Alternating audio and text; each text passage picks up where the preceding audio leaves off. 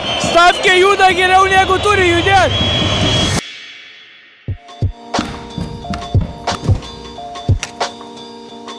Sveiki atvykę naują video vlogą ir šiandieną keliausime pažiūrėti kašiuką. Bet pirma, reikia padaryti, kad atsipirktų bilietai. Let's go.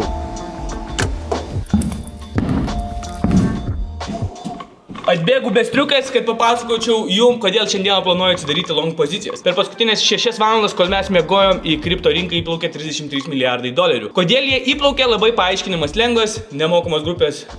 Linkas čia arba aprašyme, prisijungite, tenai rasite. Bet aš jums galiu pasikartoti, ką tenai rastumėt parašyti. Tai dėl ko kripto marketas kyla ir dėl ko aš manau reikia atsidaryti long pozicijas? Dėl to, nes gavome visišką aiškumą, koks yra susitarimas tarp Kinijos ir Amerikos. Taip mes žinojome, kad pagaliau jie susitarė, kad kažkas vyksta, bet mes nežinojome, kokie tie susitarimai. Ar jie geri, ar naudingi, ar jie 0-0, kas apie tai. Pagaliau mes tai gavome, o kai yra kažkoks aiškumas, rizikingi asetai, tai risk on asetai pradeda kilti į viršų, nes investuotojams atsiranda aiškumas. Todėl remiantis visų šitų dalykų, manau, kad pirmadienį turėtume pamatyti dar stipresnį ir dar gyvesnį augimą, todėl šiandieną jau pradedu bildintis savo long pozicijas. Taip, anksti ryte nesu mėgėjęs atsidarinėti, labiau esu linkęs 8-9 vakaro, bet pabandysime, pasižiūrėsime, ką rasime, atsidarysime ir laikysime turbūt iki šiandienos vakaro, nes varom pažiūrėti, kaip Žalgiris suspardo rytą. Tikiuosi, aš neprisipozarinau ir vakare uždarysim, arba jeigu bus labai geros nuotaikos, tai tiesiog parodysiu jums kokį update'ą, arba jeigu blogas bus koks update'as, kad nereikėtų rytoj filmuoti ir visą informaciją busite radę mūsų nemokamai grupiai. Truputį dar informacijos aš jums galiu pasakyti, kas yra nemokamai grupiai parašyta. Tai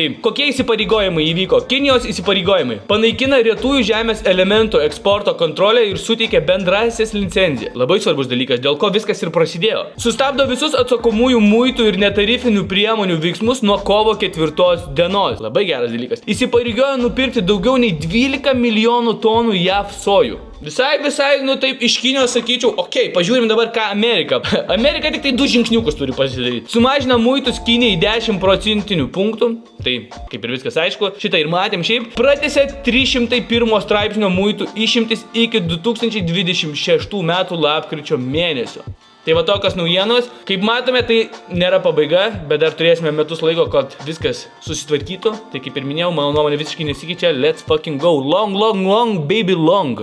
Viskas. Poziciją atsidariau, padėjau 2000 eurų. Už 4 bilietus mokėjau 6 ar 700 eurų. Tai manau, kad viskas bus gerai. Dabar atsidaręs čartą, tai matau, kad krenta tiek auksas, tiek Nasdaqas, tiek S&P. Kas stebi mano vaizdo įrašus, tai esu sakęs, kad pirmą mes matėme aukso ir sidabro augimą, kur matėte visus tos vaizdo įrašus, kur ten visi varo auksą, parduota aukso karšlygė, ten pizda naujas all time high, non-stop kyla, pradėjo auksas krešinti, kas atsitiko, iš aukso visi pinigai, visas profitas nuėjo į Nasdaqą, į S&P, į saugesnį asetą. Ir dabar šiandieną, ką mes matome, kad krenta tiek Nasdaqas, tiek S&P, o Bitcoinsas ir kripto marketas kyla, nes tiesiog negali vien kilti. Dabar visi pinigai iš Nasdaqo ir S&P pereina į dar labiau rizikingus asetus, tai į kripto. Ypatingai, kai dar gauname tokias puikias naujienas, kurias aptarėme pradžioje. Nežinau, kaip jums matosi, bet va, mes atsidarėme Nasdaqą ir matome, kad Nasdaqas kilo ir paskutinės 2 dienas krešina. Kai tuo tarpu Bitcoinsas matome, kad paskutinės 3 dienas vien tik tai kyla į viršų. Šita va, būtent žvakutė, ne, jinai yra 16 dieną, va šita raudona žvakutė yra padaryta 16 dieną, čia mes matome Nasdaqą. Atsidarome auksą ir pasižiūrime 16 dieną, ši istorija, jeigu lievai matosi, padarė belę kokį pampą į viršų.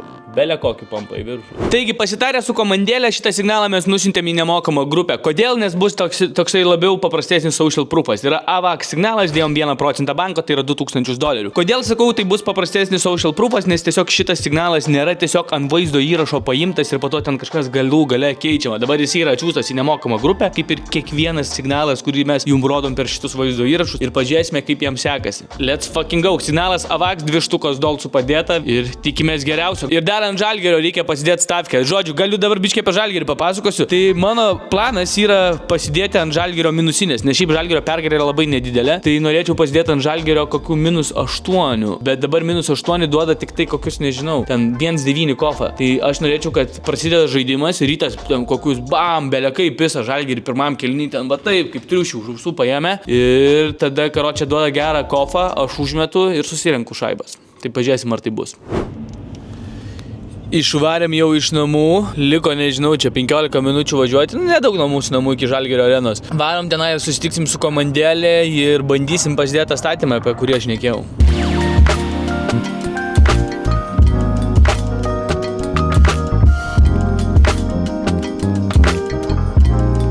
Atvarėm į lokaciją.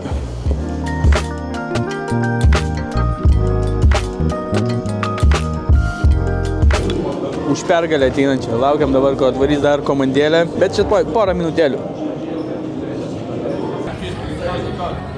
Ačiū labai. Aliukas, treidukas, kažką nu. Taip.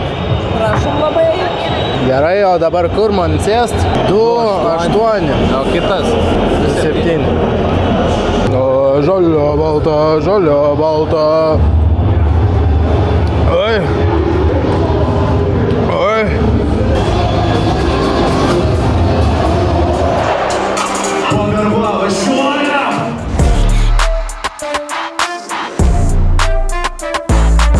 Klasiokė šoka.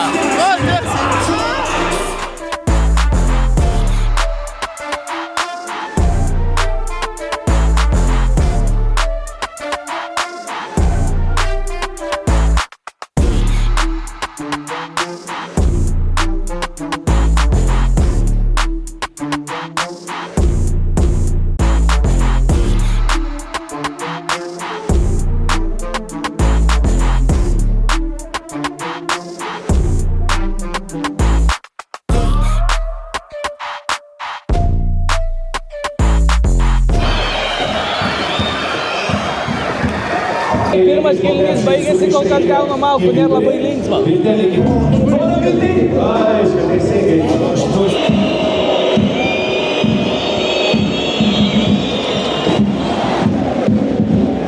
Dabar liko tikėtis tik geriausio. 1-8 kovos už Žalgirio pergalę. Let's fucking go!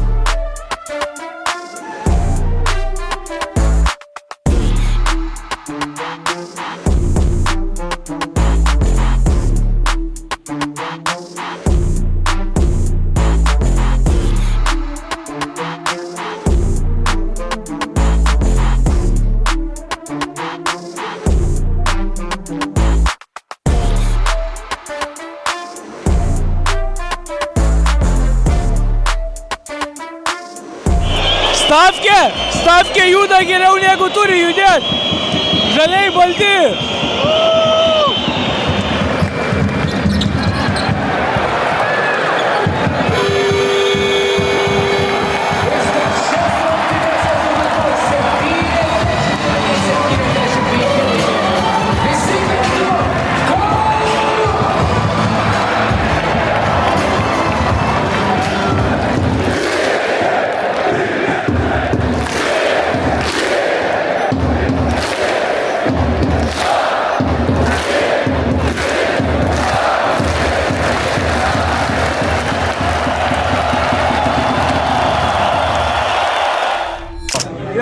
Čia tas triokalai iš Seimo šitas.